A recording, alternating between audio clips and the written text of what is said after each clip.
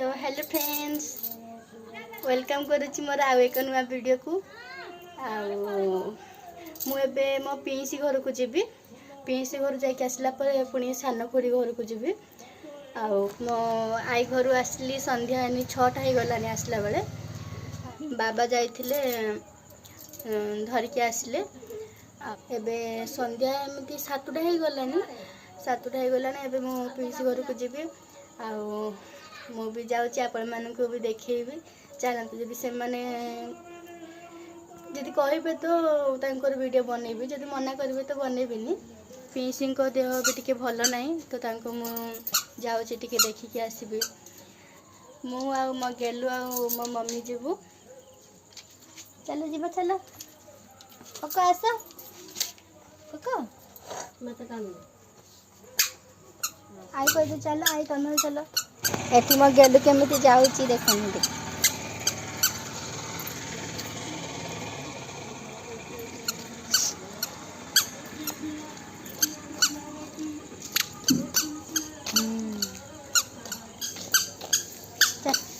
एपटे एपटे चलो एपटे चलो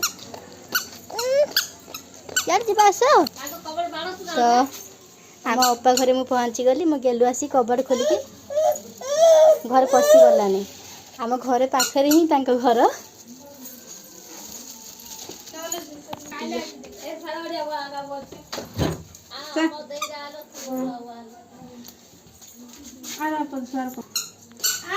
एटा होची मो अपन को घर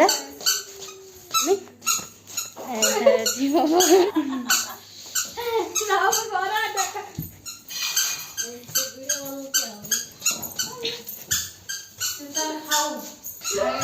मो अपा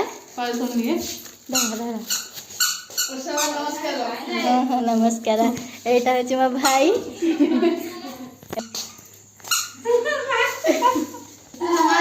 मो गेलु आसिकी एबे तांको रोसे घर पर बसिकी रोसे कर देला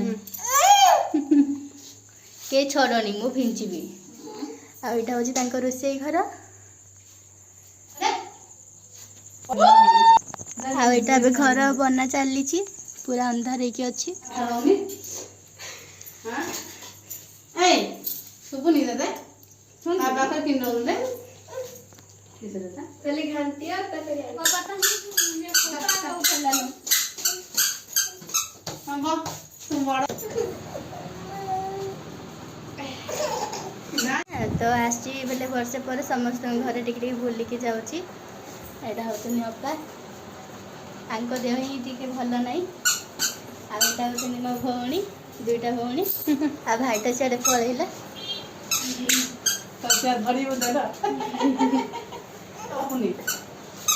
आउ एबे जीवी सान खुड़ी घर चलते जीवा हाय हाय एबे अपार घर बाहरिलु सान खुड़ी घर को जाऊँगी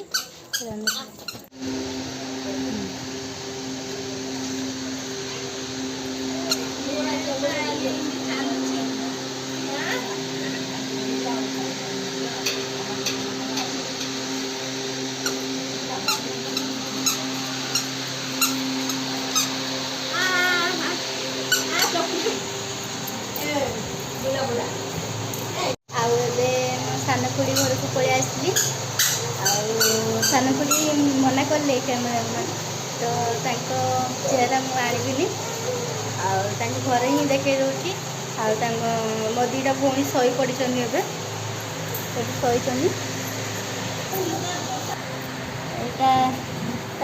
दांड रूमरा अंधार कर लाइट बंद कर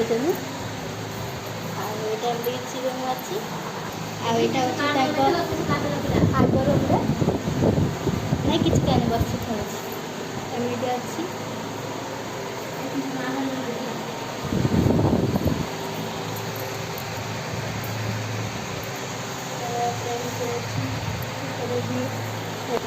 सब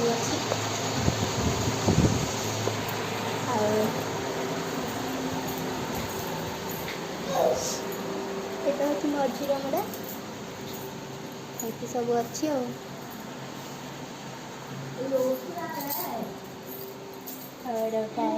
अच्छी এটা হচ্ছে কিচেন রুম ଆଉ ମୋ ଖୁଡ଼ିଙ୍କର ପୂଜା ଘର ହିଁ ନା ମୋତେ ବହୁତ ହିଁ ଭଲ ଲାଗିଲା। ଦେଖନ୍ତୁ ଏମିତି କରିଛନ୍ତି ପୁରା କେତେ ସୁନ୍ଦର ଦେଖାଯାଉଛନ୍ତି ପୂଜା ଘର।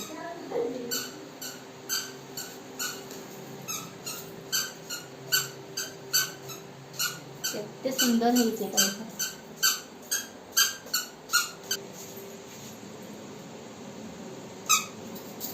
କିଚେନ୍ ରୁମ୍ ଏମିତି କରିଦେଇଛନ୍ତି ମାର୍ବଲ ସବୁ କେତେ ସୁନ୍ଦର ଦେଖାଯାଉଛି।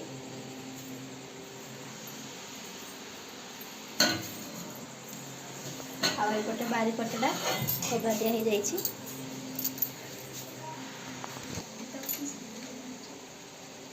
ଗେଲୁ ପୁରା ଯାହା ଘରକୁ ବି ଆସି ତାର ସବୁ କାମ କରିଦେଇ ପଳାଉଛନ୍ତି। ତାଙ୍କର ସବୁ କିଛି କାମ କରିଦେଉଛି ପୁରା।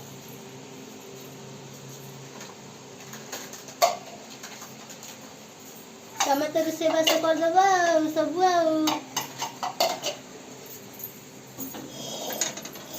ଦେଖ କରେଇ ଫରେଇ ସବୁ କାଢ଼ିଲାନି। ଆଉ ବର୍ଷେ ହେଲା ଆସିଥିଲୁ ନା ବାବୁ ଛୋଟ ଥିଲା ମାସେ 2 ମାସ ଥିଲା ଗାଁକୁ ଆସିଥିଲୁ।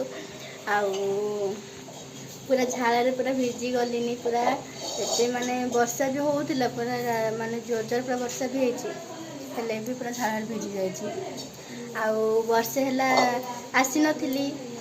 ବାବୁ ଛୋଟ ଥିଲା ମାନେ ବାବୁକୁ 2 ମାସ ହେଲୁଣା ମୁଁ ଧରିକି ଆସିଥିଲି। ଆଉ 7 ମାସ ଏମିତି 8 ମାସ ହେଲୁଣା ଏଠି ଥିଲି। ସେତେବେଳେ ଛୋଟ ଥିଲା।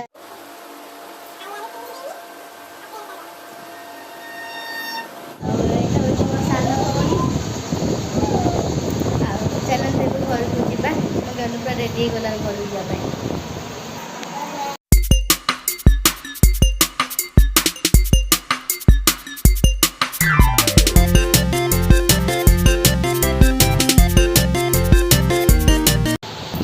ମୋ ଧାନ ପୁରା ପାଣି ପିଇକି ତା ଡ୍ରେସ୍ଟା ପୁରା ଭିଜି ଯାଇଛି। ଖାଲି ଘିରି ଘିରି ମନ ଇଚ୍ଛା ଖାଲି ବୁଲୁଛି।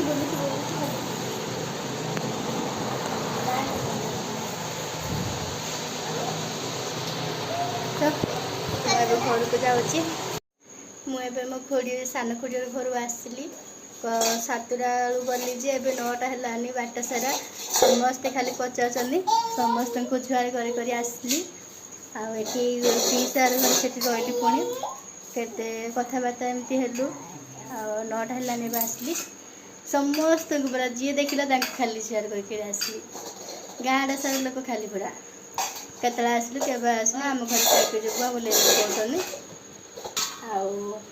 ଆଉ ଏବେ ମୁଁ ଯିବି ମୋ ପିଇସା ଘରକୁ। ଯିବି ଖାଇକି ଆସିବି।